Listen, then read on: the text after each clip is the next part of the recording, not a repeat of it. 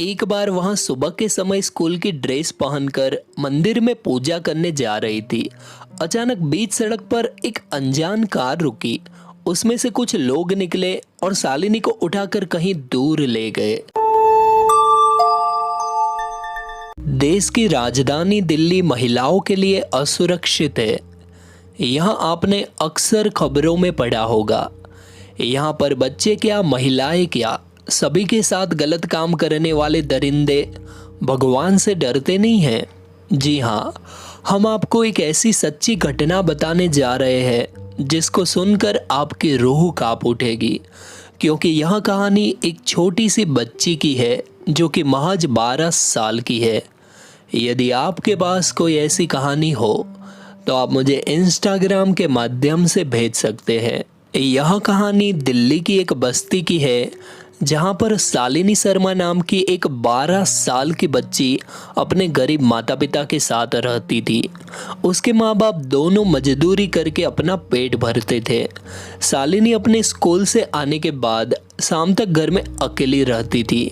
आसपास के पड़ोसी उसका ख्याल रखते थे। एक बार शालिनी के पड़ोस के घर में एक रिश्तेदार रुकने आया जिसकी उम्र 20 साल थी।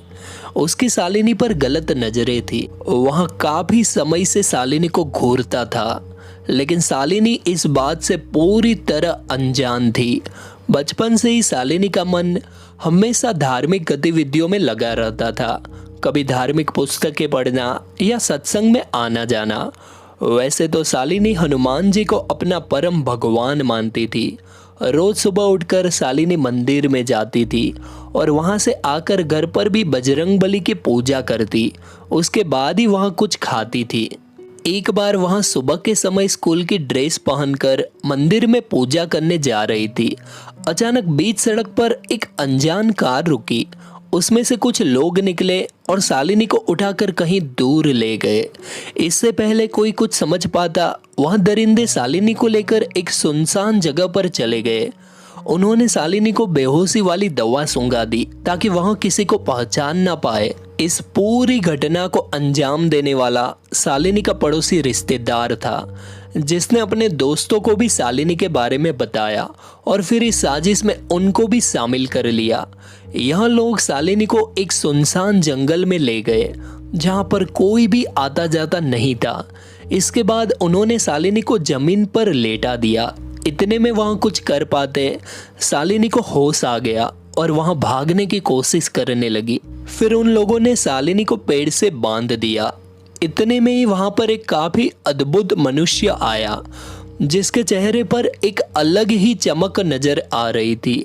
वहां कोई साधारण पुरुष नहीं लग रहा था, बल्कि वहां कोई महाबली लग रहा था। ऐसे में वहां लड़के भी उस महाबली को नहीं देख पा रहे थे। उसके शरीर में से जिस तरीके का तेज आ रहा था उसमें उन लोगों को कुछ नजर नहीं आ रहा था। इसके बाद उस महाबली ने शालिनी को पेड़ से खोलकर अपने साथ खड़ा कर लिया, जिसके बाद उन लड़कों को वहां महाबली दिखने लगा। उन लड़कों ने मिलकर उस महाबली के साथ हाथापाई की, लेकिन महाबली के आगे कौन टिक पाया है, वह भी एक ही वार में परास्त हो गए। उस महाबली के पास एक गदा थी जिससे वह उन लड़कों पर वार कर रहा था। यह देखकर शालिनी को आशंका हुई कि यहाँ कहीं हनुमान जी तो नहीं है।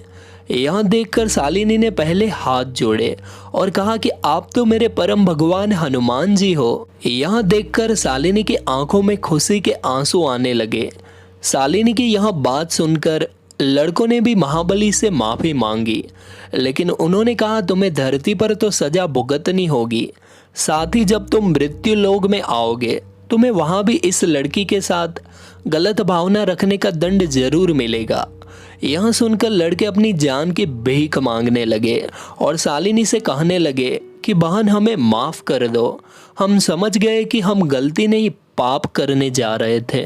लेकिन बजरंगबली ने उनकी एक नहीं सुनी और उन तीनों को अपने हाथों से हवा में उठाकर जंगल के बाहर ले आए और फिर सड़क पर गिरा दिया।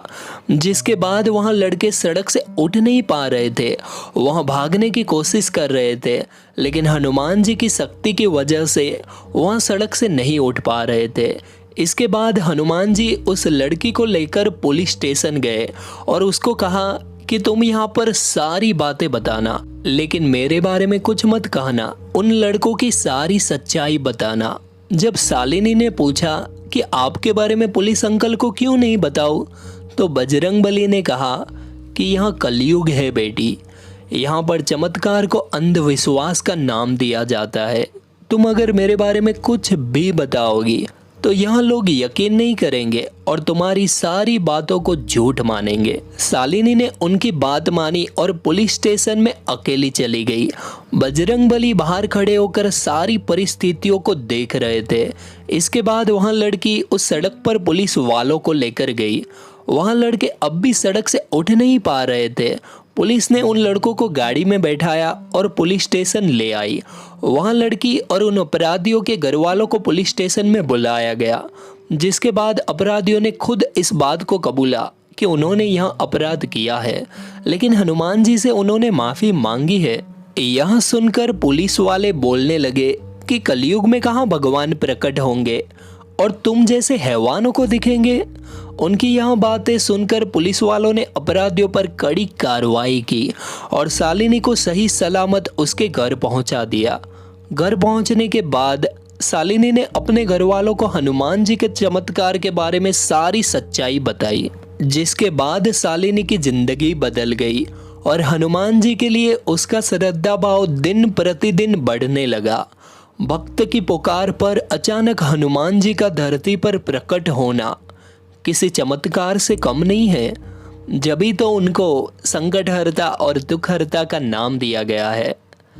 अगर आप ऐसे ही हनुमान जी से जुड़े चमत्कार जानना चाहते हो तो कृपया चैनल को सब्सक्राइब जरूर कीजिए।